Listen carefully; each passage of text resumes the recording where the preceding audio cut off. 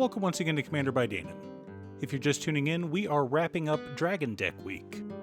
You see, we have something of a tradition on this channel where we build decks for family members on their birthday. Well, this week is Cute Stuff's birthday. For those who don't know, Cute Stuff is my beloved wife and the editor for this channel. She is also the Dragon Lady. Today we have a deck led by Estinien Varlineau. Also, and I know it's annoying to keep hearing this, but statistically if I don't ask you to like and subscribe, the video gets fewer subscribers. Estinien Varlineau is a 4-mana 3/3 legendary elf warrior. Whenever we cast a non-creature spell, we put a +1/+1 counter on him. He then gains flying until the end of turn. Additionally, at the beginning of our second main phase, we draw X cards and lose X life, where X is the number of our opponents who were dealt combat damage by Estinien Varlineau or a dragon this turn. Now, this is an unusual deck, and I'll tell you why. If you go over to Scryfall and you search for dragons that do not have red in their color identity, you get 156. That's 156 dragons in the history of Magic that have no red in their color identity. However, if you search for mono-red dragons, you get 162. There are more mono-red dragons than there are dragons that don't have red in their color identity. So we are limited on the dragons we can run. Because of that limitation, I didn't want to limit this deck's budget. So this will be a bracket 3 deck, and the cost of the deck wound up being $450, at least at the time of recording. Now, since this is not only a dragon deck in celebration of Cute Stuff's birthday, but also a Final Fantasy deck, I wanted to give a bit of backstory. Bear with me, I promise this all comes together. In Final Fantasy XIV, you have the main story quest, unlock quests, also known as purple quests, and side quests. The main story quest is exactly what it sounds like, the main story of the game. Everyone plays through this, which brings a bit of camaraderie to the player base. All of us have been through the game, the highs and the lows. Side quests are completely optional, and most people don't bother with them. After all, running dungeons is a much quicker way to level your alt classes. But unlock quests unlock features in the game. These quests are denoted by purple backgrounds. These can unlock dungeons, raids, new content, or even new class abilities. That's right, each class has its own story as well, and if you play as a Dragoon, you meet Estinien in A Realm Reborn, the content between level 1 to 50. If you never bother playing Dragoon, you don't meet him until Heavensward, the first expansion. Estinien is the Azure Dragoon, the leader of the Dragoons. For 1,000 years, the Holy Ishgardian Empire has been at war with the Dravanian Horde, also known as dragons. The sole survivor of an attack by the dragon Nidhogg, Estinien has hated dragons his entire life. He was fostered by the previous Azure Dragoon, and when he was old enough, joined the Temple Knights. His drive and skill were such that he quickly rose through the ranks and inherited the title from his foster father. Eventually, Estinien joins us on a quest to end this ancient war. While traveling, he learns of the deception of the Church and how it was his ancestors' betrayal that started the war in the first place. But Nidhogg has been driven mad with rage. Nothing will stop him, and no peace can happen while he lives. So Estinien joins us on a desperate mission to slay the beast in his own lair. But what happens after? Does the war end? Can peace be made between man and dragon? If you want to find out, you'll have to play Final Fantasy XIV yourself.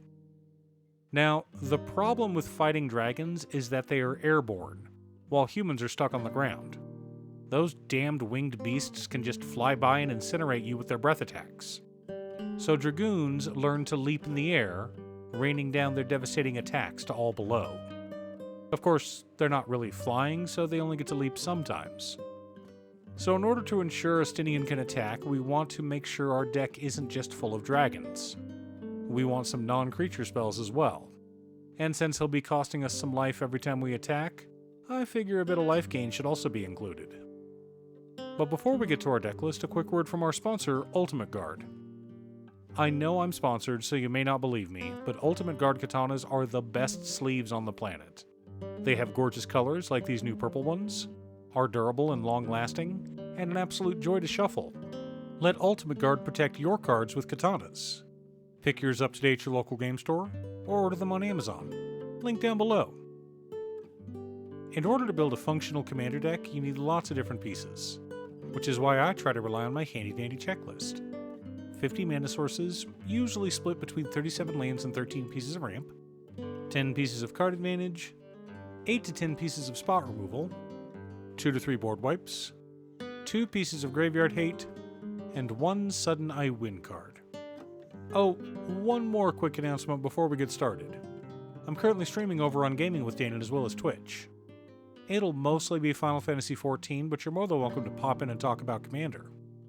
Honestly, about half my streams are talking about manga, anime, or Commander.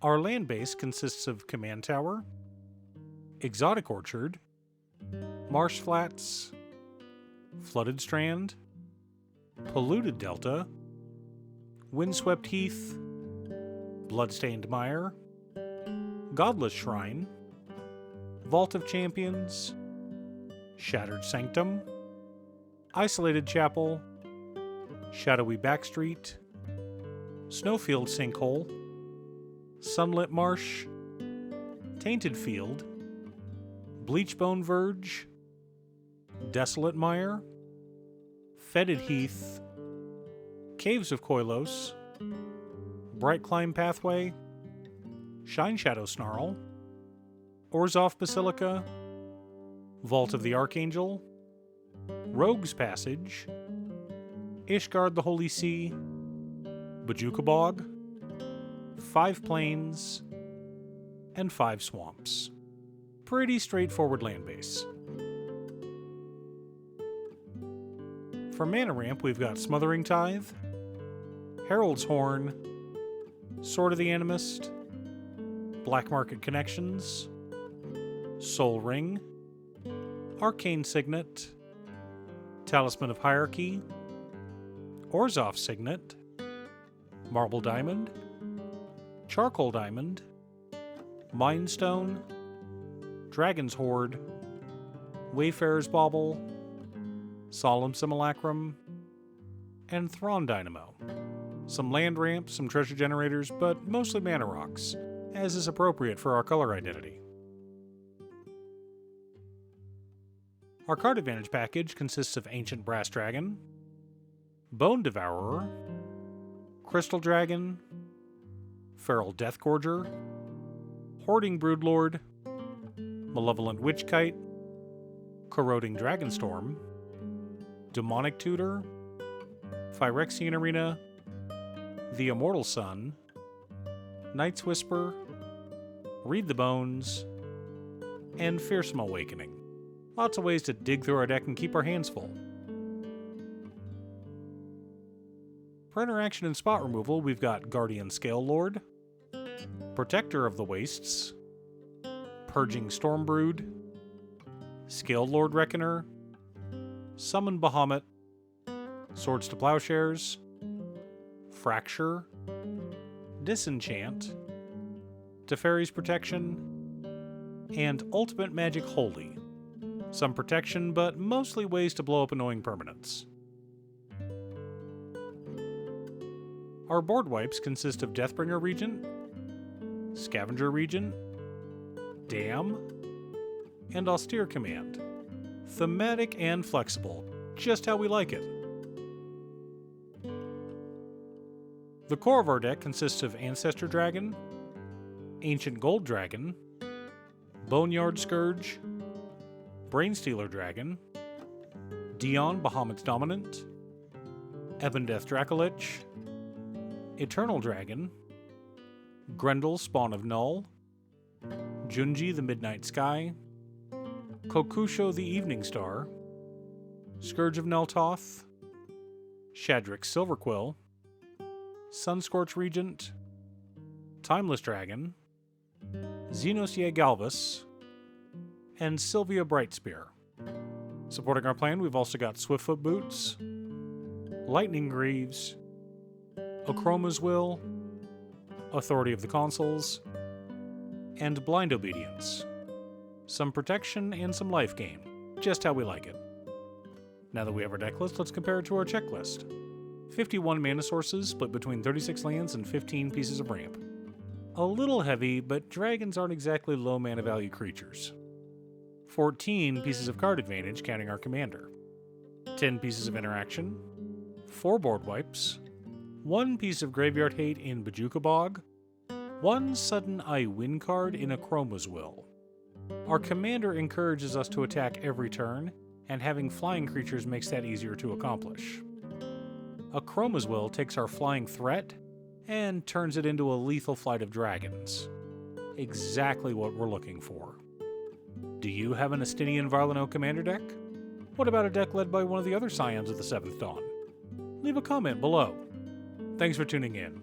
Once again, a huge shout out to my editor Cutestuff. I couldn't make these videos without her. If you'd like to hire her to edit your own videos, she can be reached at cutestuff.edits@gmail.com. Link is down below. If you're looking for ways to support the channel directly, you can head on over to patreon.com/Danon. You can have a video made or just ask for help building or tuning a deck list. I also wanted to give a quick shout out to all of my patrons: Waffles, Jiraiya, Muffins, Marcus, Brett, Roxy, Alex, Borgie, Conga, Robert, Pye, Kazaris, Patrick, Tiz, Art, Richard, Sint, Boomy, Osira, Justin, Goldenwalker, Captain Hammer, Yori, Sleech, Zach, Mr. Salty, and Hua. You guys are awesome. I post new Commander Deck videos every weekday, so be sure to subscribe and ring the bell to be notified of new videos. Again, thanks for watching, and I'll see you all again next time on Commander by Danon.